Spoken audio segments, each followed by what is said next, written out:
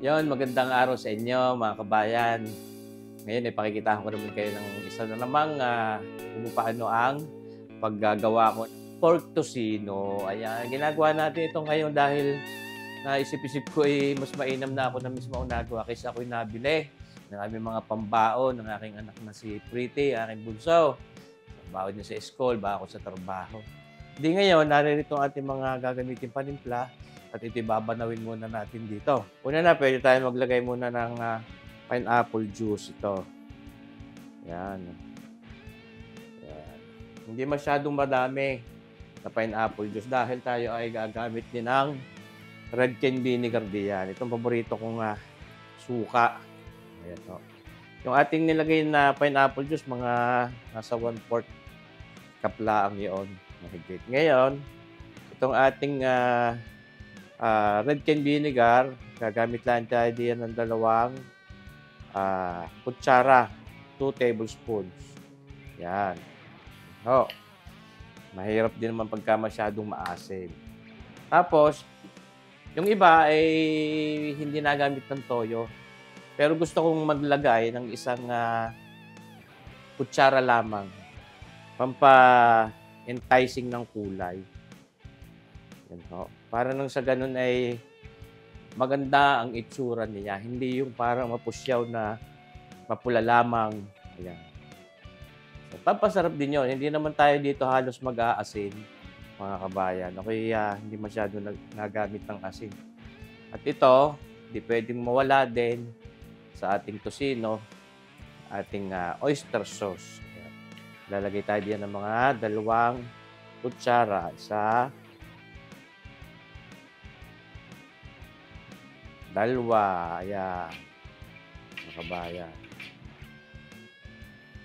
Tapos, gagamit tayo diyan, mga kabayan, ng white pepper. Ayan. Kalahating kutsara na white pepper powder. Yan. Tapos, meron din tayo nilalagay na kalahating kutsara din na black pepper, ground pepper na black. Yan. Tapos, ito, nagamit tayo nitong granulated garlic. Ito yung napakabango. Ano, mga 2 ang gamitin natin ganito. Yan. Okay. Tapos, syempre, ating lalagyan din niya ng asukal. Hindi po pwedeng walang asukal at hindi yan. Gagamit tayo dito ng kalahating tasang asukal. Yan ho. 1/4 cup. Tapos, isa pa. Yun. Haluhin kalahating tasang asukal. Dahil ang atin hong pork, mga kabayan, ay ano siya, 1 kilo. Ayan. Ngayon ito, pampasarap din lalo, lagyan natin ng isang pork broth cube. Ayan. Yan ho. Yan ho, optional. Pwedeng hindi kayo maglagay kung ayaw ninyo. Yan ho. Ito, ang importante pag tayo nagawa ng ganito, huwag nyo munang sasagadin yung mga paalat. Dahil yan ho ay pag nababada na natin, by na i-marinate na natin ng mga 2-3 araw, pwede natin testingin. Ay di saka natin dagdagan ng panimpla. Ho. Masama ay yung mapasobra agad ng ating na ito babanawin, mga kabayan. Okay, napapanood na yan. Arihoy pang sarili. Yan. Pag mga pang-commercial, mga pang-tinda, ay pwede naman hong bawasan ninyo yung mga panimplang ginagamit.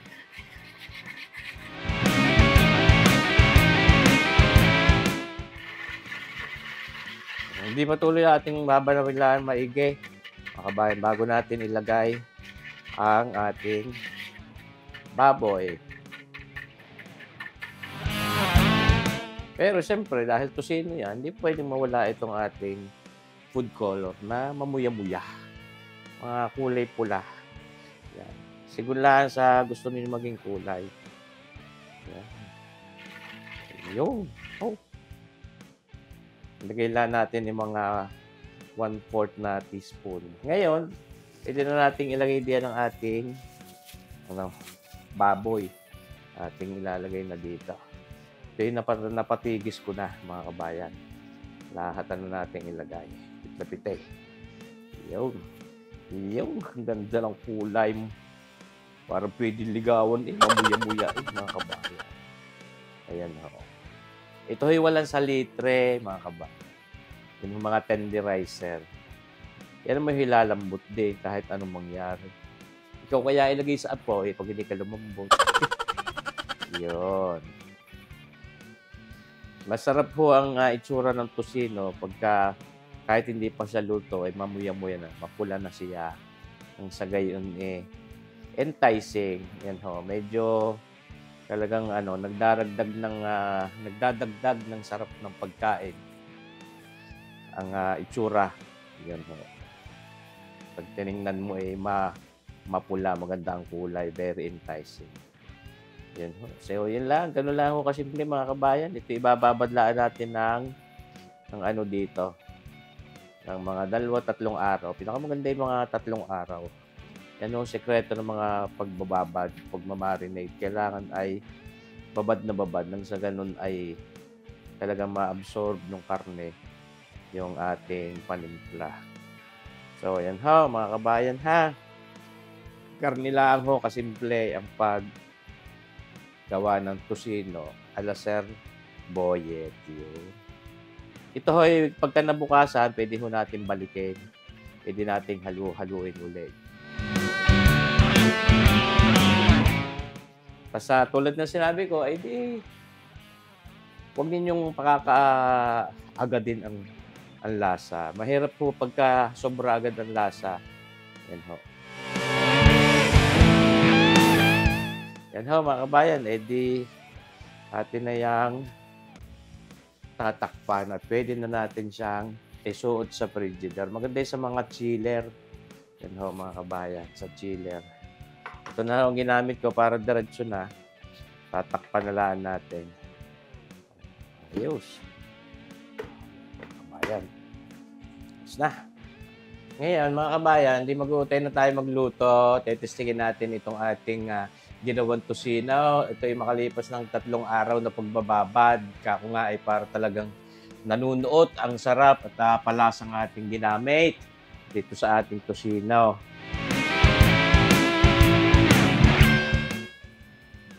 Yan.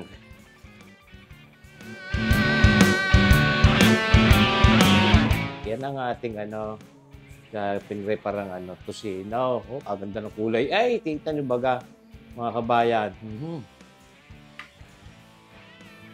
Oh, yun. Yun. Kaya ito pagka ilagay natin pa ganito, medyo nainitan na, pwede natin yan takluban. At paihinain natin ang apoy. Hayaan muna nating yan, mga kabayan. Manuot ng karikit yung mantika at yan ay ating tutubigan. Nako, para talagang mapalambot. Ito, mga kabayan. Okay, habang mahina ang apoy, pwede natin lang pagpagulong-gulungin yan diyan. Yan ho. Nang talagang hindi tayo masunugan. Oh, ito na naman. Sabi ko sa inyo, hindi kayo para masyadong magastusan kung kayo ay gagawa nito. Itong inyong sariling tutino.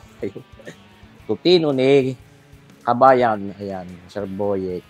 Yan ho. Ay di salamat sa inyong panunood mga kabayan. Din sa ating ipinakitang paggawa ko ng tosino. Kailangan makasimple.